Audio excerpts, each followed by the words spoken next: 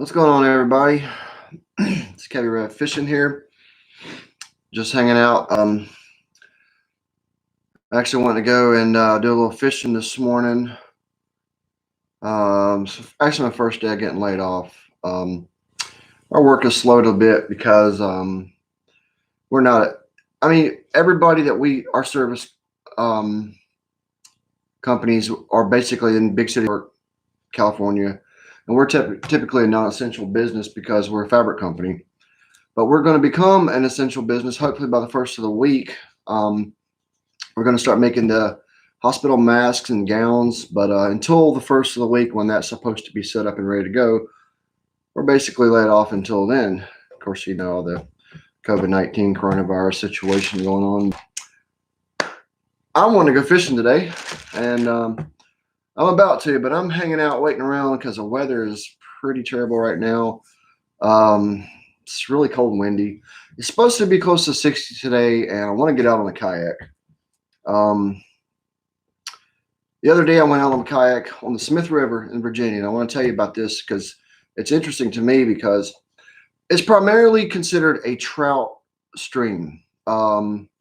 Stocked rainbows, stocked browns. I think they still stock some brook, but the brook and the brown trout are native. The rainbows do not reproduce. If you catch a rainbow in Smith River, obviously, you know, it's a stocked rainbow. And up there by the dam, I've caught some bass. I'm like, interesting. Well, of course, you know, by the spillway, there's catfish, there's probably carp, there's perch, bluegill, bass, trout. So as you're going down the river, now this river goes about 30 some miles from the Philpott Dam into North Carolina as it goes from Virginia. All throughout the river in certain little places, I've caught a few bass here and there under bridges by pylons, big, deep sections. But normally, I've went with my dad for years to this river. I'm only throwing trout spinners and small worms and things like that. I've never ever caught a bass and didn't even really honestly know they were there. But I purposely went out last week, the other day actually. Last trip I went in my kayak, I have a story for that. I did catch a good one, half 3/4 pound on a watermelon red flake Cinco. And later on throughout the day, I saw him chasing a trout spinner. So that's why I went ahead and I'm like, heck, I'm going to tie on some soft plastics, Texas rig, and I'm going to see if I can pull out some bass. I hooked in. This is interesting. I hooked into a huge bass in the river. Interestingly enough, it's where a creek channel pours into the river. And that's the spot it happened to be. And I thought I had a snag. And the rod bent over before I could even get to the drag, bent over, straight over, and it popped me off, broke off. And I'm like, oh, that was it. And I saw it flash in the water just a little bit. But anyway, I'm going back today to see if I can hook into another one of his brother's, cousins, sisters, friends, another fish. There's, they're usually there's a family of them there. I'm hoping to hook into another one pretty close to that because I don't think you can see it the way I got my camera set up here. Up there on the wall right there, you see my 18-inch spotted bass on the wall up there. I mounted that myself. I actually did catch a 19, didn't. Was in the process of mounting it, but I did move back home to Virginia before I could finish it, and it just didn't work out. But I've got 3 mystery tackle boxes here. I'm going to go through some of them. I've got plenty of soft plastic baits. I got a good tip for you. I got all the boxes. I'm not setting these cardboard boxes in my kayak. They'll possibly get wet, fall. And you've got all the tackle trays, and I've got several tackle trays. But storage is an issue in my kayak. I can take things, but I can't take everything.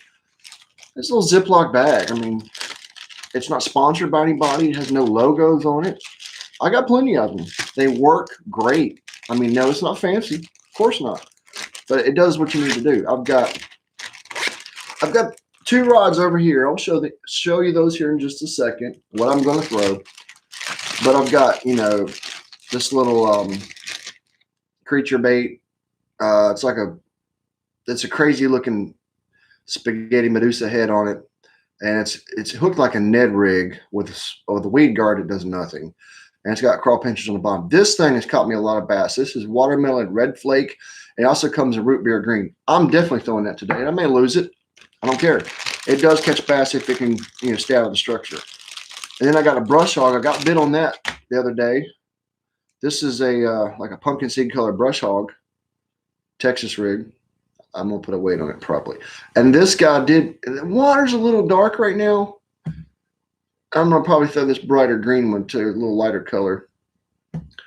Gonna try one of these rage tail crawls, of course. Underside's a little lighter. Gonna definitely throw that. Now see, I'm just gonna toss all those into this bag. Now anything else I go through that I may want to try, you know, right by my kayak seat, pull it out, take care of business. We're good. Got a lot of new baits in here now. These mystery tackle boxes I've got.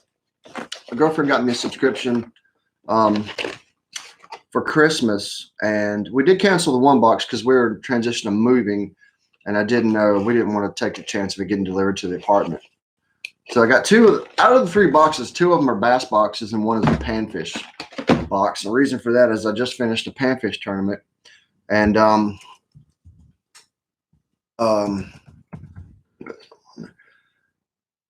did place in that tournament. I did a great job. I finished 3rd. It was only 11 people signed up, but it was Tidewater Kayak Anglers Association, all over the state of Virginia.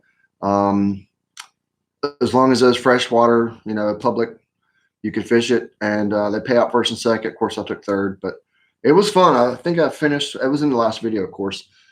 31.5 inches for 3 fish, and that's panfish, so that was pretty good. I think my best were maybe like a 9.5 inch crappie.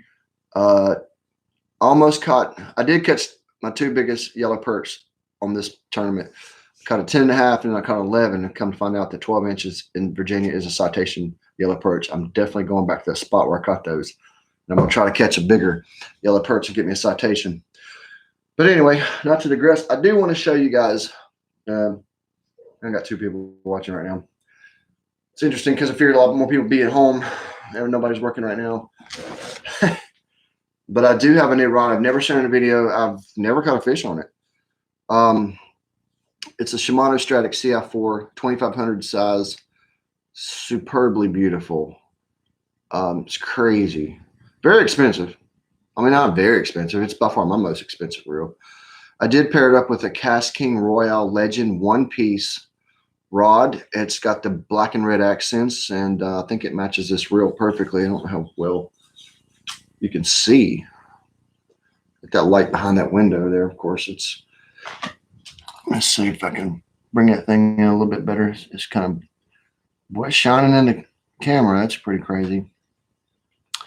But really nice setup. I haven't really fished it much because, I mean, it is a bass setup, and I do want to hopefully get something on it. This reel, I'm not going to sit here and go through doing a review or anything, but it's super impressive. It's really precision. It's so smooth. I mean, you get what you pay for, and I tell you what, you get a lot with this reel.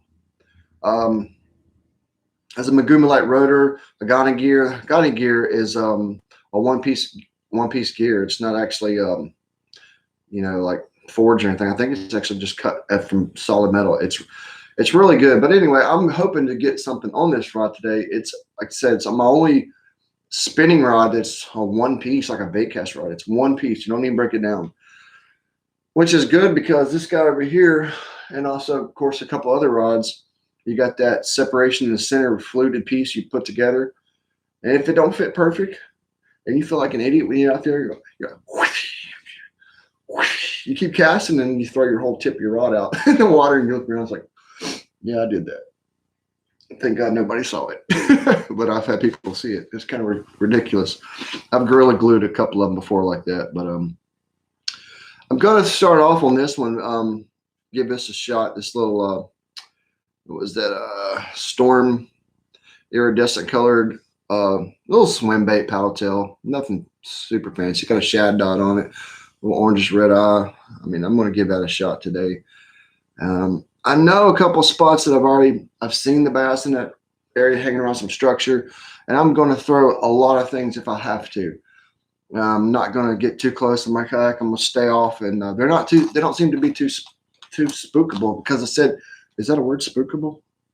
Yeah, we'll go with that.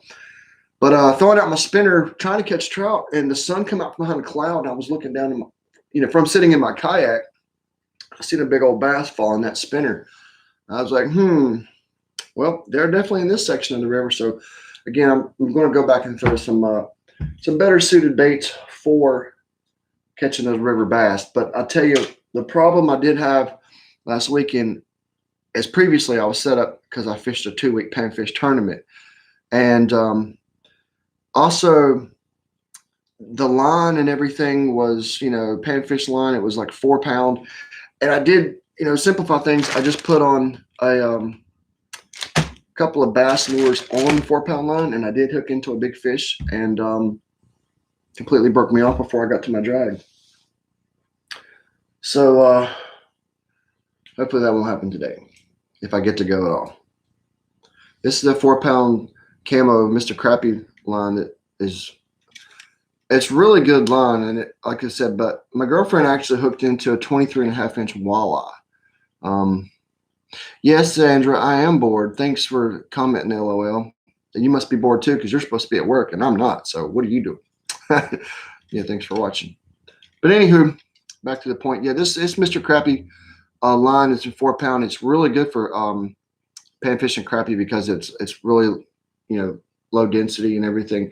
But she hooked into a 23.5-inch walleye. I may go and grab that and show it to you if you guys want to see it. I'm in the process of trying to mount that thing. I got to order the eyes, and then I've got some epoxy sculpt, and I need to get some more airbrush paint. But anyway, tell you what, she got that thing in on a Panther Martin orange spinner, and right off the bank behind the Philpott Marina, and totally just didn't expect to catch anything like that.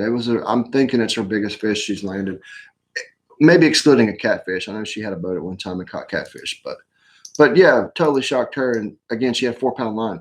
Now she did adjust her drag, of course. She turned it out, let it pull, didn't have too much tension on it. And when she got it into the bank to pull it on in, pull it up, she broke her rod. And then she went down to grab the line, pull it the rest of the way up, and broke the line. But she somehow was able to get it in. So I'm real proud of her for that, and that is awesome. I've never even caught a walleye. And she went out and caught a 23.5-inch walleye. Just going to give you an idea.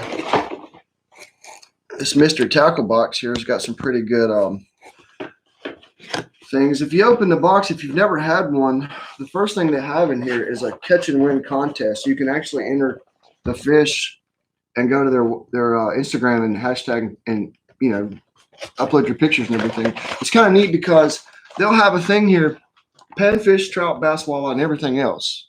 Give you an idea: 6-inch panfish or larger, they give you a measuring scale. Of course, let's see this remote here.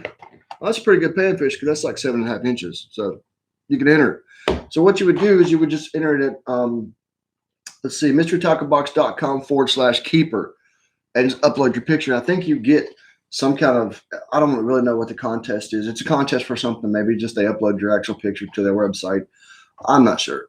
But you catch a fish using one of the baits in the box, measure using the ruler below, and then share it to Instagram. And anyway, trout 12-inch and up, bass 14-inch and up, walleye. Interesting. 16 inches or up. She had a 23.5-inch.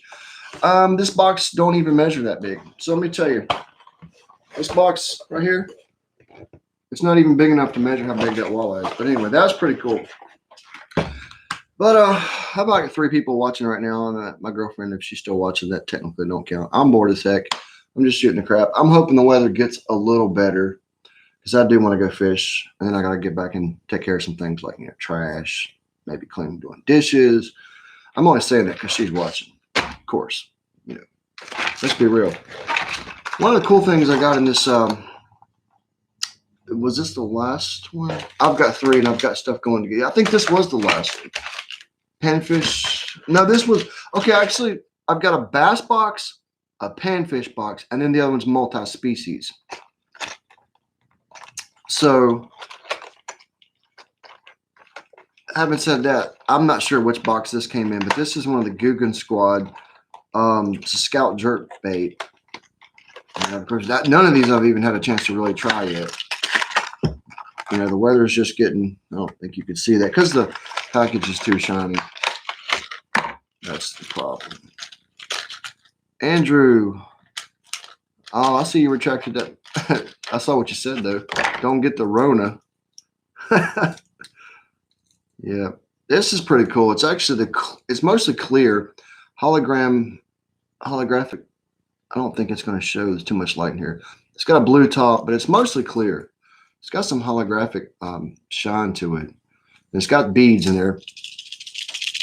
If you can hear that, it's pretty cool how they'll put their hooks together like that, so you don't. It's not as easy for you to get yourself hooked. But this is like a medium diver little jerk bait, and it's about 5 inches. But that's one of the pretty cool baits I got in the box. You'll get, if you've never got Mystery Tackle Box before, I suggest you at least try it out. You do get more value than what you've, then, everything in a box. If you were to buy them separately, it will cost you more. And you will get baits that, a lot of this stuff I can't get around here local, or some of this stuff companies I've never heard from. This crazy stuff like live shot and drop shot for walleye, panfish, and bass. And they're like a fly fish streamer type bait already designed to go on a drop shot. I don't know. None of this is picking up really well.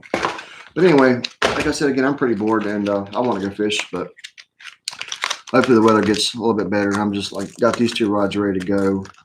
And I'm just waiting on the weather. I do want to show you these here. These are called ring tees, 5-inch, 1/4 ounce, and 6 of them. I've got one already tied on. I'm going to go and throw it where I caught that last bass. They're like a paddle tail swim bait. I know you really can't tell exactly what's going on there, so I'm going to go a little farther and open it up for you. Now you can see a little better. And the watermelon red flake is this one right here. It's like a paddle tail swim bait, and it's got all these little segments in it, and it's got a detailed head like so. You can see how it's moving in my hand. What do you think it's going to do in the water? I'm not even moving my hand. So that tells you a lot right there. That paddle tail swim bait, and it's thin before it gets thick there. So I'm just going to hold it still, and you can see how much it continues to move. I mean, I'm not perfectly still, no, of course, but it's moving a lot. So when you're in the water and it flutters down and it moves, and every little twitch you get on the rod, it's got action. It's going to dive and fall.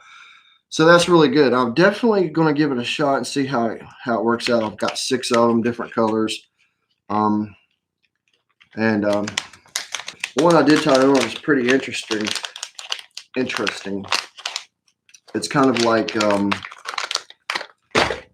a chartreuse with a green top, kind of a perch color, and got a bright orange tail on it. So I'm thinking that's like a fire tiger pattern. That's going to stand out like crazy. So hopefully that'll do the deal. And I did impose that hook just a touch. These little rings, though, I've still got the hook in the ring, so it's kind of weedless still. I wouldn't be able to do that. And it's going to be able to penetrate pretty good if I get a thump. So I'm definitely going to try that. And the cool thing about, if you don't fish a lot of soft plastics, I mean, if you're just somebody just starting to try bass, because I remember at one time I've never bass fished and I didn't know what to do with any of these soft plastics. You got this Texas rig hook on your line. I don't want to do it with this one because of the fact that this is not that easy to hook up. It's not that hard, but it's right there in the middle. It's just not that easy. I want to show you what I'm talking about. And this is just basic day one bass fishing stuff. But again, at one time I was on day one. I didn't have any idea what the heck how to do this stuff. So we'll say this Texas rig brush hog. Okay, I'm throwing it. I've been throwing it now, let's say for, I don't know. I'm tired of throwing it because it doesn't seem to have any luck. I'm going to go to a crawl. Well, you're already tied on there to your line. You're already tied on. Pretend. Okay.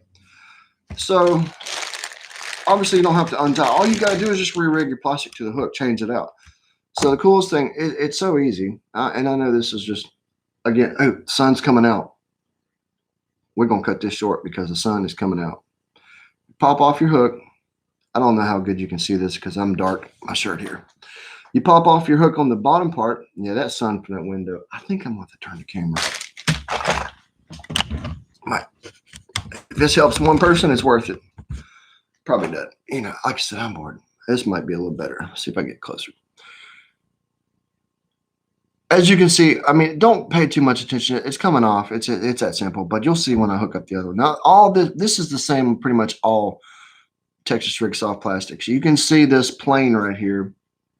What I mean by plane is the shank and the end of the hook here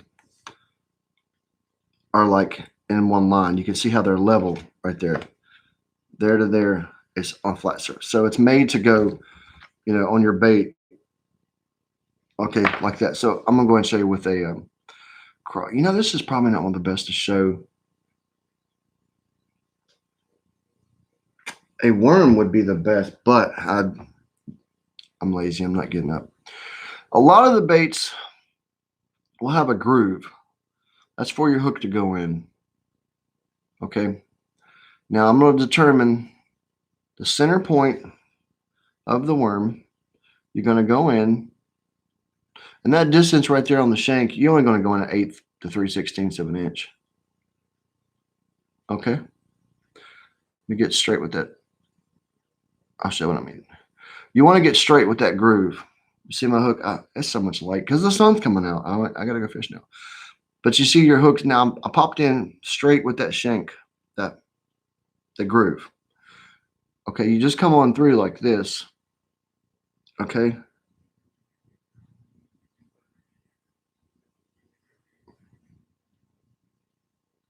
Until you have it sitting there on that first piece. See how it's now you got plenty of, again, we're assuming I'm already tied up to the line there. I've not changed anything.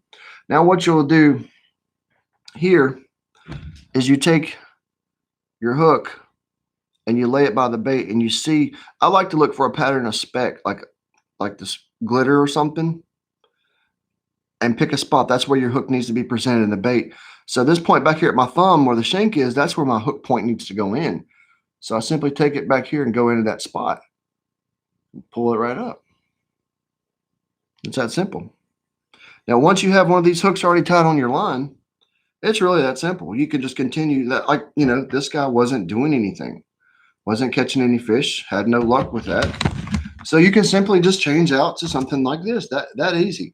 You know, if you're throwing a crankbait or a, you know, jerk bait or a spinner or spoon or anything, you've got to cut and retie. You know, if you got an extra wide gap worm hook set up and you got a bag full of soft plastic baits, I've got a tray full of soft plastic baits. I've still got several more in these boxes. I mean, I've got, you know, even now, another thing is if you're drop shotting with a small, you know, finesse hook for drop shot and you want to try a different drop shot, these are drop shot worms, finesse worms. You don't have to undo your hook. It's just a pretty cool thing. And again, before I tried Texas rigging, you know, I learned how cool is that? Like this one right here set up for that extra wide gap worm hook on there. And as I'm fishing today, hopefully, you know, you can just change out your baits. And again, all you guys that do this all the time, you know what I'm talking about. But some of you guys, if out of you three that are watching, don't know.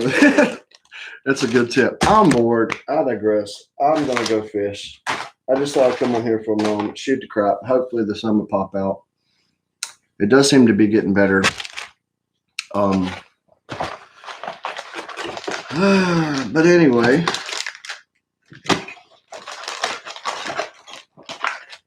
how many of you guys have seen this on Facebook? This thing is shown up everywhere. They're on Facebook free.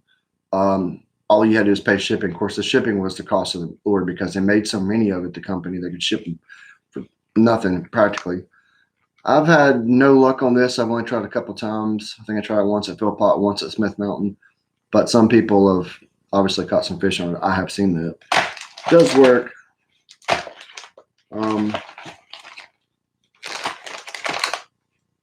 Big old black and blue crawfish from Saw Crawl.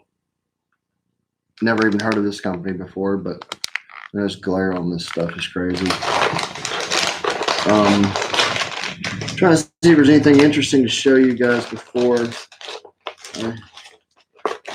get out. Like I said, this one is considered a multi-species, so they sent me a from Stopper Lures. It's a catfish. It's like a tube with a treble hook.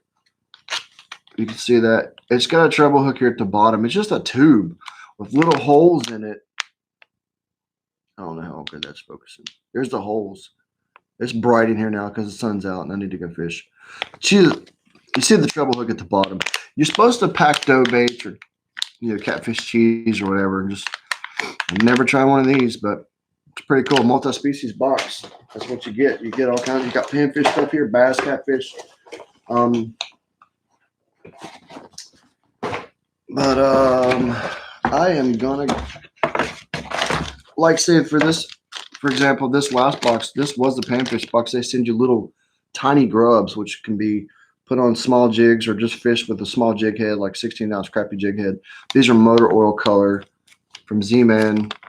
They make really good Ned rigs. That was pretty cool. This is acceptable in my opinion. From Carl's Baits. It's supposed to be it's called a morsel. It dives 1 to 4 feet, so it's a shallow diving, small crankbait. I've seen crappie hit these things. It's like a fire tiger color, and in my opinion, bluegill. I'm not going to mess with that. You got a spinner in that box, just a little MEP style spinner. It's so bright in here, I do apologize. And then I got this thing in a panfish box. That's huge. That's like a small bass crankbait. I just thought that was strange. But now this thing here, Jack Slap Blades, tungsten, and it's from Catch, catchoutdoors.com. This is, and it's on a sponge. It's so you can display it and look at it. It's like a blade bait with a spinner and a treble hook. That is the craziest thing. I've never seen anything like that. I saw something like this that guy on YouTube fishes, and he's caught everything in the river on it. It was cicada blade bait in a gold and chartreuse color, and it was pretty much like this. Had no spinner, but that's pretty interesting looking right there. I'm not opening it yet, but you can see the detail. Knurled body with scales, real shiny. I can see 2 different anchor points at the top. Yeah, for your line to hook up to. Small split ring with barrel swivel to a spinner in the back, and that's good because of the fact that that's not going to hang up. That's going to continue to spin. They know what they're doing there. That's a pretty interesting looking bait. I'm looking forward to trying it. Realistic 3D eyes. Yeah, if you can see those eyes. You can see the glare. But anyway, well, guys, I'm about to end this and see if I can get down to the river and launch the kayak. As if I do, obviously I've got plenty of time on my hands. Like I said, I'm first day being laid off, and I don't think my girlfriend's still watching, but if she is, yeah, I'm coming back. I'm going to do trash, probably going to sweep, do a couple other things around the house, and be a good boy. But hopefully right now, time is more on my side. It's not far from being noon. I think the weather's getting a little better. I know it's not going to be more than maybe 59 or 60 today. I'm okay with that as long as the sun pops out a little bit. I'm fine with that. But if I'm going to go, and I'm going to take my GoPro, and hopefully I can catch a couple more bass. That one I hooked into the other day was just amazing. Oh, she's still watching, so that's awesome. You need to get to work because I don't think you're on much. But I want to take the GoPro and hopefully get to at least get something to show for it.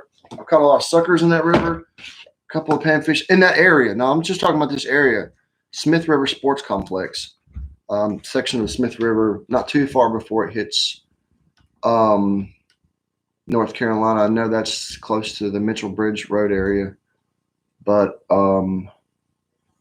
there's supposed to be smallmouth bass show up in that river because they say it's that far from the dam. The water temperature increases significantly, and the trout diminish and don't really go into that area of the river. They stay up in the cooler end. But like I said, I'm bored. I'm just ha ha ha. my nephew's on here too. So is my girlfriend, excuse me, fiance. And they're talking to each other about me being well trained, just saying that I'm going to come back from fishing and I'm going to go and do chores. The only reason I say that, of course, is because I'm a good boy, not because she's watching.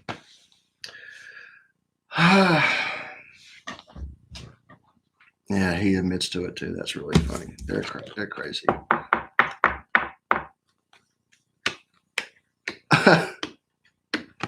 But yeah, like I said, if I get anything, if I catch anything today pretty good, I'll definitely make a video and put that out. But I did hook into a big bass, and I would have loved to got that in, at least to have something to compare to. It would definitely been my biggest bass I've caught since I moved back to Virginia.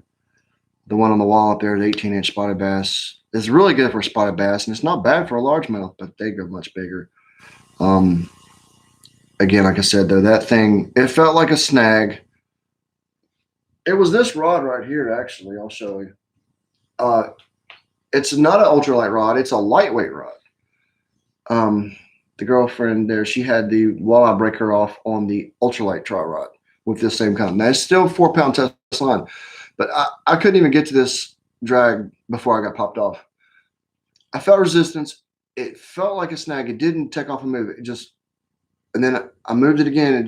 I really thought I was hung up. I've had that happen in the past a few times on big bass, that they feel like you're hung up at first.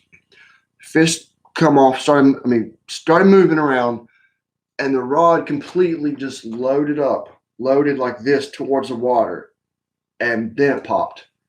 As I saw it load, I saw the fish flash in the water. It was starting to thrash below me there, and it loaded completely. I did take this hand off the reel. I was about to go to the drag, but it happened that fast. This is 4-pound test, and I'm gonna be honest, I had it set tight.